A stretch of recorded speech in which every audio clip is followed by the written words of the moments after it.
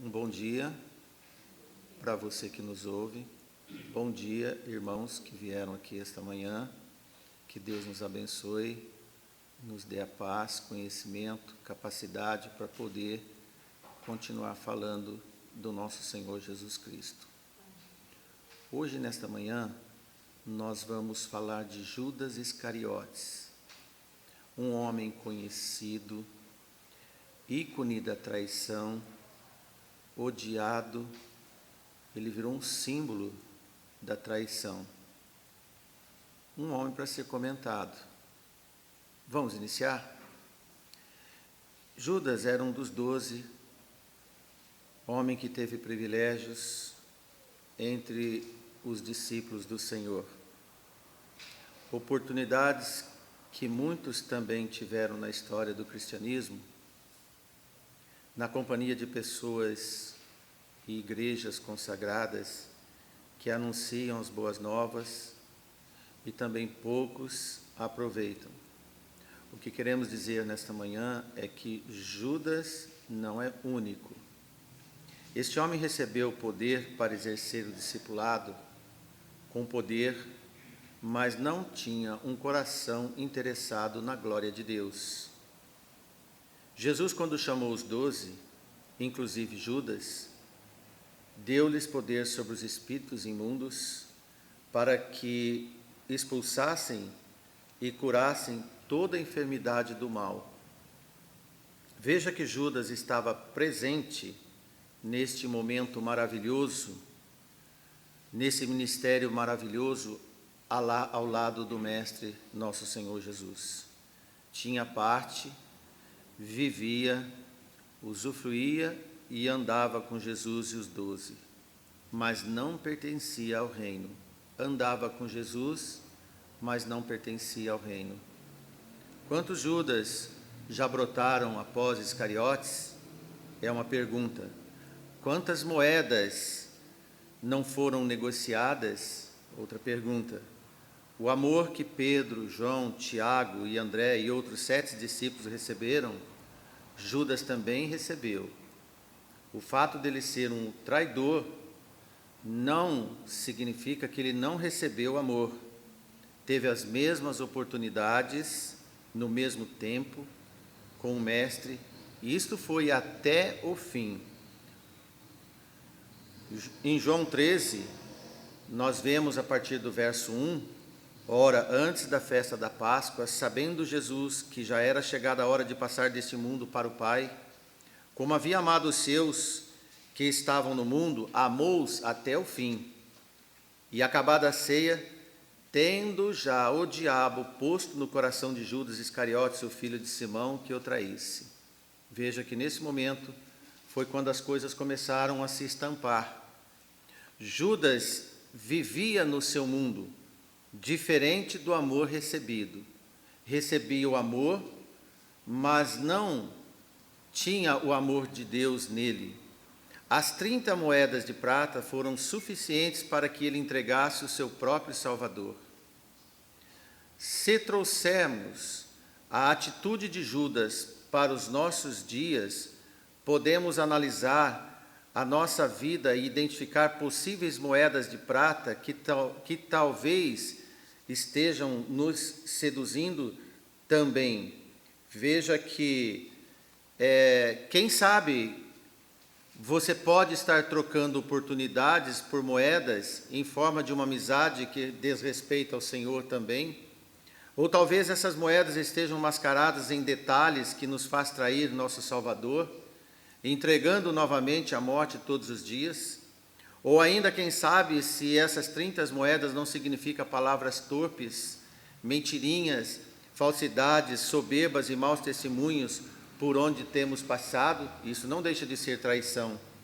Em Atos 1, no versículo 16, o apóstolo Pedro disse: Homens e irmãos, convinha que se cumprisse a Escritura que o Espírito Santo predisse pela boca de Davi acerca de Judas, que foi o guia daqueles que prenderam Jesus, porque foi contado conosco e alcançou sorte nesse ministério. Quem disse isso foi um companheiro dele, Pedro, e alcançou sorte nesse ministério, mas Iscariotes tinha uma fé humana, pessoal, combinada nos seus interesses. Tudo que ele via e participava com Jesus, não duvidava de todos aqueles fatos que Jesus fazia maravilhosamente, e ele imaginava como tirar proveito próprio para ele, sem causar suspeitas entre os outros. Ele cria e ao mesmo tempo imaginava as suas vantagens para rentabilizar seus interesses. Então ele cria num vantajoso Deus próprio do seu coração, num Deus de tirar proveito. É comum na raça humana, é comum nas igrejas, é comum nas famílias o individualismo egoísta de Judas. Judas pensava apenas nele. Coração individualista capitaliza apenas para o indivíduo. Judas é um professor vivo. Judas nunca amou. Ele desconhecia esse precioso atributo.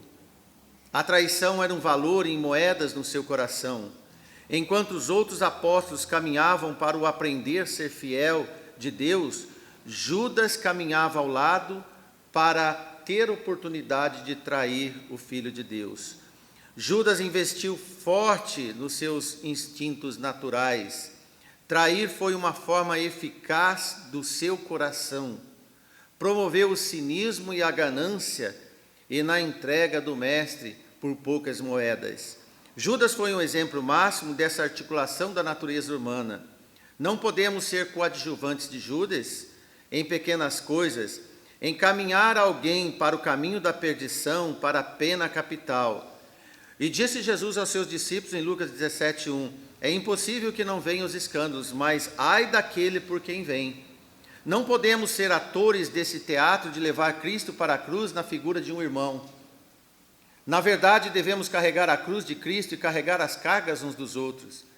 Paulo disse em Gálatas 6:2, levai as cargas uns dos outros e assim cumprirei a lei de Cristo. Amém. Toda vez que traímos alguém, empurramos para a morte, alguém que Cristo também amou para dar a vida.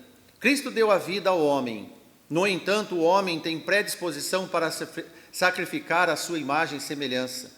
Na nova vida devemos investir no próximo. Esse é o caminho ensinado pelo Mestre. Disse Jesus em Mateus 19:19, honra teu pai e mãe e amarás o próximo como a ti mesmo. Quando aprendemos as palavras fontes da Bíblia, da palavra de Deus, sabemos o peso responsável que temos com os nossos semelhantes. Não podemos fazer da palavra de Deus um instrumento para honrar, nós podemos fazer da palavra de Deus um instrumento para honrar o próximo. Que belo exercício a partir de Cristo. Vincular Judas Iscariotes com a traição foi um ato que marcou seu nome para a humanidade, evidenciando nele ser nem bom ter nascido, como nós vemos em Mateus 26 e 24. Mas ai daquele homem por quem o Filho do Homem é traído. Bom seria que esse homem não houvera nascido. Judas trabalhou seus maus intentos durante o tempo que teve ao lado de Jesus. Ele arquitetou um projeto diabólico para satisfazer seu pai, o diabo. Ele não tornou traidor a partir das negociações das moedas. Seu instinto traidor era desde o começo. Nunca conheceu as boas novas, embora andasse ao lado das boas novas. Jesus disse que nos últimos tempos, trair-se-ão uns aos outros em maior escala. Vai haver uma manifestação generalizada do perfil traidor de Judas.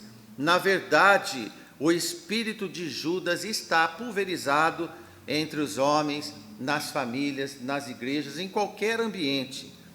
Jesus disse em Mateus 24:10, nesse tempo muitos serão escandalizados, e trair-se-ão uns aos outros, e uns aos outros odiarão.